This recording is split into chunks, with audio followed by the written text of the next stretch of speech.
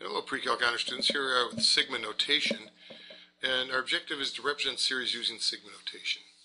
First, this is the Greek letter sigma. It's actually the capital S in the Greek alphabet. And it's used to express a series, or it's a sum in abbreviated form. We pick the Greek S because of this idea of sum. Now, let's look at some of these things in the sigma notation.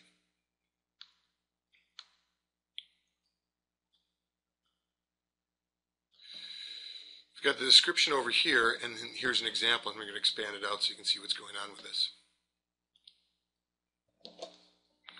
Here we go, sigma notation. There's the index equals the lower limit of summation, and up here is the upper limit of summation, and inside the symbol is the summand, and generally that's a formula for a term in a series. So here we go from k equals 1 to 100 of k squared. K squared is our summand. That tells us what the size of the kth term is.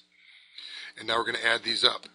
So it becomes k equals 1, k equals 2, k equals 3, and it's assumed you're going to go up by 1 until you get up to k equals 100. This is the upper limit, right?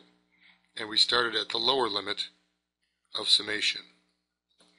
When k equals 1, we have 1 squared, k equals 2, 2 squared, k equals 3, 3 squared, 100 squared. And now the sum means you put an addition between all these terms. So that's what the summation of k equals 1 to 100 of k squared means. Now we can actually, this is a difficult formula, we're going to develop a formula for this later on. Let's see how the TI-89 would do this. You can actually use the sum command on the TI-89, and you can find that in the menu on the home screen labeled calc for F3. So look at F3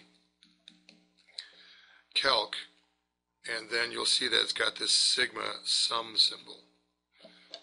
Let's use that. And it's looking for some of the similar arguments. We have to give it a summand first. So we can say k raised to the 2. We have to specify what the index is. So we put in the variable k, and then put in the lower and upper limit. And it'll do this sum nicely for you. You type in k. You don't have to use a k, you could use x if you want to, as long as you're consistent.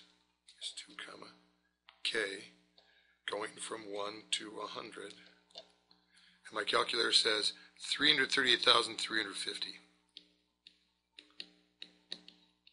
Okay. Now let's try it with this one. Now our index variable is n, and it shows up here in the summand as well. So we have -1/2 to the first, plus -1/2 to the second, plus -1/2 to the third, plus -1/2 to the fourth, plus -1/2 to the fifth. This one's not bad to just add up. Even though it is a geometric series, we could end up just using our formula for it, but that formula is pretty complicated. That partial sum formula, remember that? S sub n. S sub n equals t sub 1 times 1 minus r to the n all over 1 minus r. For a short series like this, I would just do it by hand. 1/16 plus -1/32. So we can put these all in 30 seconds, and we get -16 and 8 and -4 and 2 and -1, giving you a total of, well, what happens here? -21 plus 10 is -11. -11 30 seconds. Let's check that on our calculator. Sum, nope, sigma. TI-89. Sigma, left parentheses. Now make sure you put in the left parentheses there, -1 divided by 2 raised to the n, comma n, going from 1 to 5. And take some time to check that.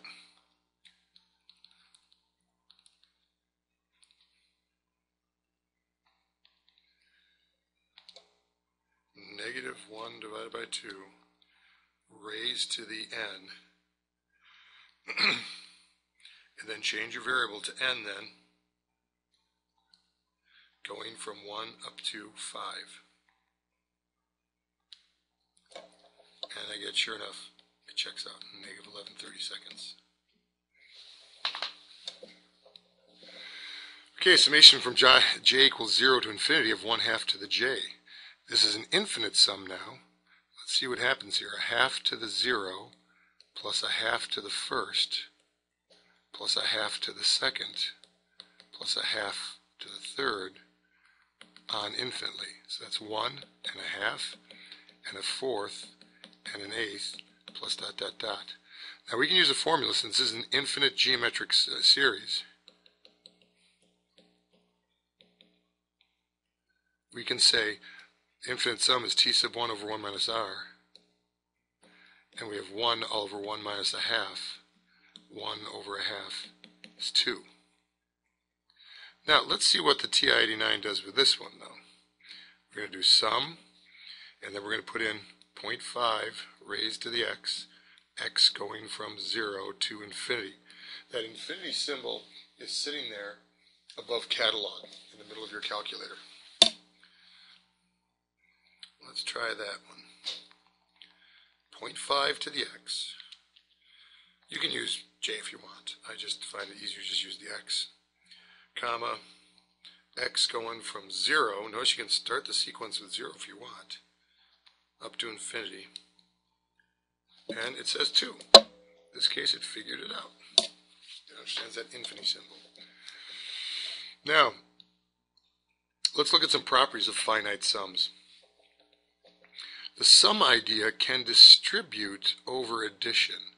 Because basically, if I got a series that goes A1 plus A1, A2, A3, A4, A1 plus A2 plus A3, and so forth, up to AN, and then I add on B1 plus B2 plus B3 plus all the way up to Bn, I can rearrange it and pair up these. That's how they're presented this way. But you can see how we also separate it out this way, so it's the summation from I equals 1 to n of a sub I plus the summation from I equals 1 to n of b sub I. And a constant multiplier, well, that can just come on outside as if you were factoring it out from all those a's. So the summation from I equals 1 to n of c times a sub 1 equals c times the summation from I equals 1 to n of a sub I. These are some key sums in some of the things we're about to take on. But first, I'm going to have you commit to memory these formulas. They're special series, and basically it's the sum of integers, the sum of squares, and the sum of cubes. And they're key to your understanding of the integral in calculus next year. So first of all, the sum of integers, that is summation from k equals 1 to n of k. I'm going to show you that this is n times n plus 1 all over 2. Here's the proof. We've got 1 plus 2 plus 3 plus dot dot dot dot dot plus n. This is arithmetic. And we said the sum for the first n terms of an arithmetic is n times t1 plus t sub n all over 2. N in this case is just n. The first term is 1. The nth term is n. This is the identity sequence. This is that one exception I was talking about before where t sub n equals n. And that proves that formula. Now, these are a little trickier though. The sum of squares and the sum of cubes. Now for the sum of squares, our formula is going to involve n, and it's going to be easy. Starts out the same as the other one, n times n plus 1, but then there's this strange 2n plus 1 term, all over 6. And this formula ends up looking just like the square of this one. N times n plus 1 over 2, that whole quantity squared. Okay? Now, memorize those formulas. We'll prove them next time, but for right now, let's check them out by actually expanding out some of these. Now, by the formula, let's do the expansion, and then let's actually look at the formula. The expansion is 1 squared plus 2 squared plus 3 squared plus 4 squared. That's 1 and 4 and 9 and 16. That's 30. By the formula, n equals 4. So we can put in 4 times 4 plus 1 times 2 times 4 plus 1 all over 6. And so we get 4 times 5 times 9 all over 6.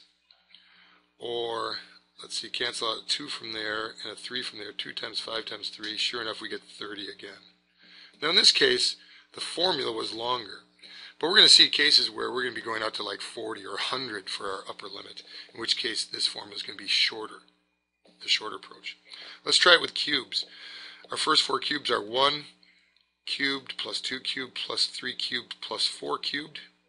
So that's 1 and 8 and 27 and 64.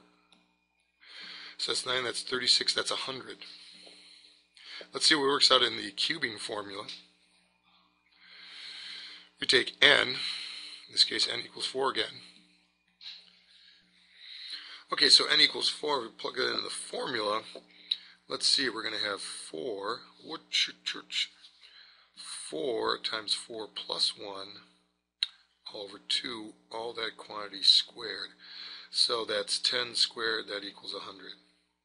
Now it's almost starting to be easier with the formula. So now express 1 times 2 plus 3 times 4 plus 5 times 6 plus plus 199 times 200 in sigma notation and evaluate. The trick on these problems is not to actually multiply this out and say, what's 2 plus 12 plus 30? You probably wouldn't see a pattern. But if you look at the first numbers, these are the odds. And so you've got the sequence 1, 3, 5, up to 199. So that's a first term of 1 and a common difference of 2. So t sub n, in this case, equals 1 plus n minus 1 times 2. And if you simplify that, you get 2n minus 1. This is also a worthwhile formula for memorizing the sequence for odd numbers, 2n minus 1. And for evens,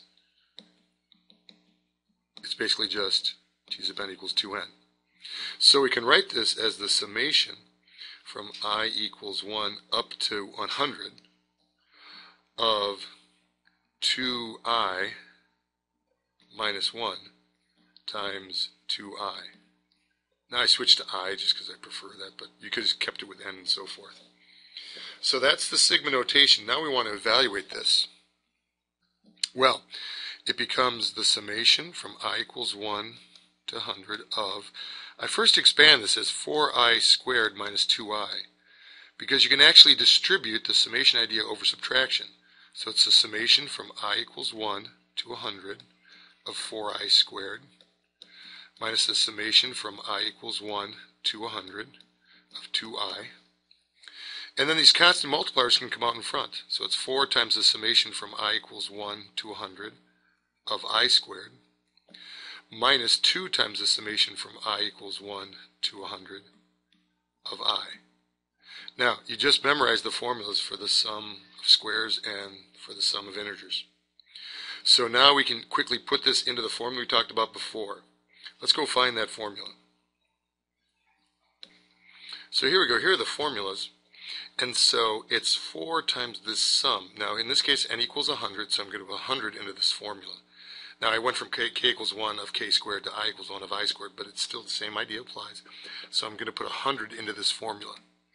So we get 100 times 101 times 201 all over 6. That quickly does all that summation for me. Minus 2 times, now here we have just the sum of the integers, so here's the formula. 2 times n equals 100, so it's 100 times 101 all over 2. And let's see what we got here then. So, I'm going to actually do this part out on the calculator. And I end up with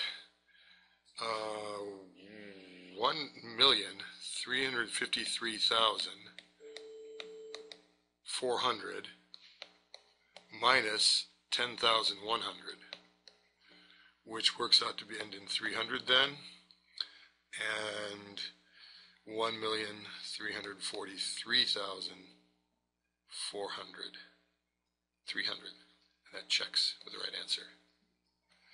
Now you can check that in your TI-89, and we should end up with the same thing using the sigma notation. You'll go sigma, left parentheses, and you can go to x if you want, 2x minus 1, 2x, comma, x going from 1 to 100, and let's see what it says.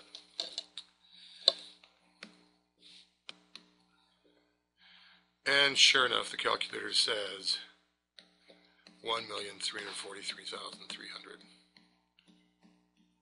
Check. Flange out.